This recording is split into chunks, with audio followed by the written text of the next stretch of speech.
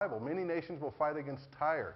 Now that was a city back then, the capital of Phoenicia, that was like New York City now. It was the big hub, the big seaport, highly regarded.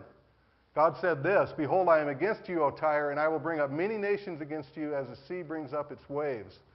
So now I'm going to appeal to secular sources as I go through this, to the Encyclopedia Britannica and what it said. It noted here all the conquerors of Tyre over the years, from Nebuchadnezzar to Alexander the Great, Seleucids, Romans, Crusaders, and finally the Arabs. So Nebuchadnezzar will attack the mainland portion of Tyre. I will bring against Tyre from the north Nebuchadnezzar, king of Babylon. He will slay your daughters on the mainland with the sword. Encyclopedia Britannica, after a 13-year siege by Nebuchadnezzar II, Tyre made terms and acknowledged Babylonian suzerainty. The debris from the buildings will be thrown in the water. They will throw your stones and your timbers and your debris in the water, from Encyclopedia Britannica. Later on, Alexander the Great, it's his turn to try to finish the job. He completely destroyed the mainland portion of the town and used its rubble to build an immense causeway, some 2,600 feet long and 600 to 900 feet wide, to gain access to the island portion. So all this stuff you can confirm with secular sources. Tyre will be made a bare rock. Fishermen will spread their nets over the site.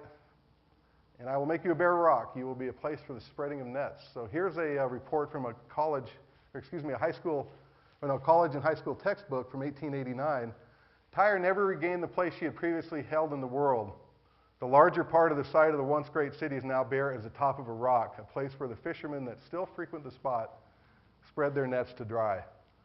So this prophecy occurred over the course of many centuries.